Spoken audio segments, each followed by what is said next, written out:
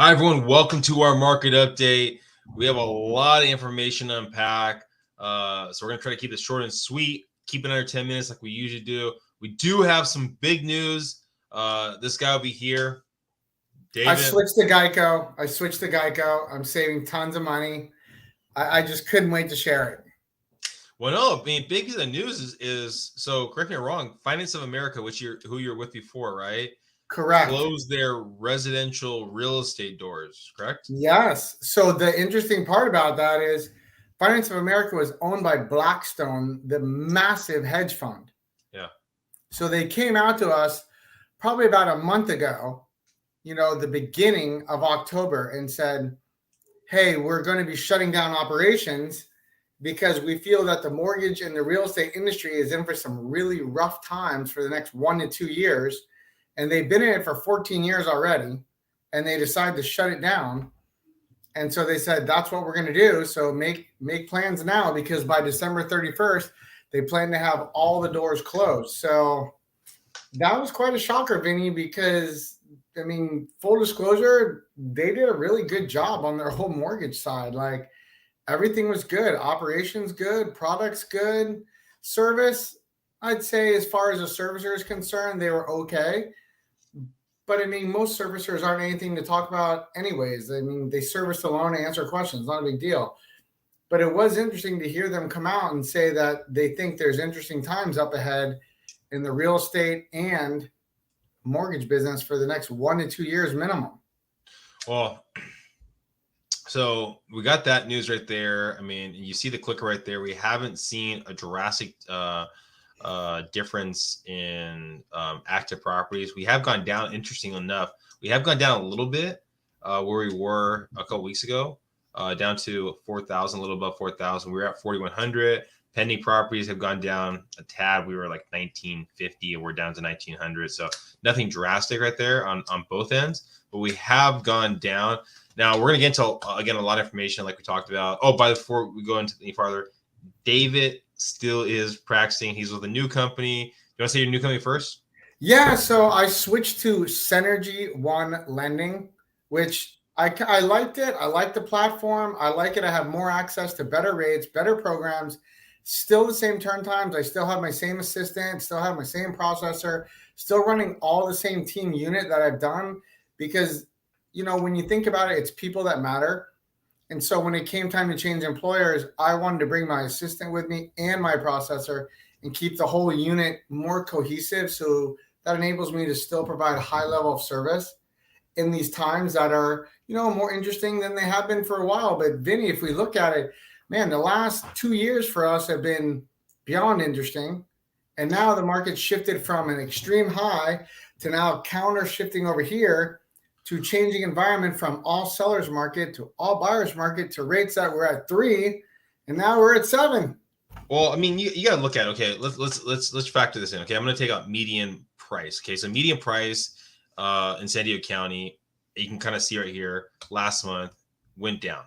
Okay, went down. We're in the high 7s in essence. Okay, the number though that got a lot of publicity was the number of that we hit 1 million in July, right? For detached properties. Okay, detached properties, we hit 1 million in July, and now we're basically about the little under 900. Okay, so we're at 890 roughly, right? So you're talking about a 10% drop, okay, into the market. Okay, nothing, mind you, nothing too crazy there. Okay, interesting thing enough, if you look at the median attached property, that actually went up a tad. Okay, so we're talking about up to 615 from 600, right? There's still people buying. People still need homes. Okay, so that's the thing to really look at. Now it's just a matter of, so properties are still selling, right? So if you bought a property, let's go back to the median, let's say detached, you're still above where you were last year, right? So if you're looking to sell, you still have equity, maybe not as much as you had since July when it was at 10%, right? But you still have equity. It's just understanding the market, right? So lists to sold, okay? This is across the board about 97% when we were at 164. Missed to sold in the detached market a little bit under 97, 96.9, right? So properties are still selling. Properties are still going on. Now, what's going to happen with the market? I mean, no one knows, but if you've been listening to the last, like, let's say, month or so, I really think we're going to have to get to 9,000 of inventory. You see that clicker below before we see anything drastic, unless we see a drastic flood to the market. Wait. Did you just say 9,000 inventory? I would say we would have to get to roughly about double the inventory to really see a drastic drop to pricing. I'm going to agree with you. I don't think we have a chance in heck of hitting 9,000. So, I mean, unless something. I mean, because we're at 7%. I mean, the drop has only gone down by 11%. I mean, roughly. I mean, so that's it's not like it's much. it's gone drastic. People still need places to live, and you don't see as many fire sales yet. Maybe we might see fire sales at the end of the cycle before things transition. It's just a matter of how long rates are going to be there. But we haven't seen the fire sales. People that, oh, hey, my adjustable's coming up, or hey, I don't have equity. I have to sell this property, right? You're not seeing that. People, for the most part, people have equity if something's up, and there's not a lot of like adjustables coming to fruition, or even NODs really yet. You know, the interesting part, Vinny, is the Fed statement that came out after they raised rates again was we are continuing to do what has to be done to bring inflation tame down. So they didn't say they're going to stop hiking rates. They said they're going to keep doing it. Yeah. So if they keep pushing the rates up higher, you know, as if you've been listening to the show, you know, the higher the Fed pushes up rates, mortgage rates will start to come down. But that doesn't mean that the cost of everything else will still continue to go up. Car loans, personal loans, credit cards, HELOCs, seconds, all of that will continue to go up higher. And people that run their businesses and rely on, you know, Fed funds coming in, everything will get higher, but mortgage rates will ultimately start coming down. I wouldn't be surprised, Vinny. We get some more, we're going to see some more carnage start happening because I don't think the effects of the rates have come into play yet overall. I think you got about 3 more months till you start seeing the effects. Yeah, I mean, I think, again, we usually see a slower time to the market in the winter times. People start taking times off. The really interesting thing, and again, if you've been listening to us for the last couple of months, this is the time right now. If you weren't able to buy a couple months back, or you have a funky credit score, or you have a really weird situation where you have no money out of pocket, whatever it might be. But if you're not basically black and white with your file, now's, I think, personally, for your primary residence, a good time to buy. There's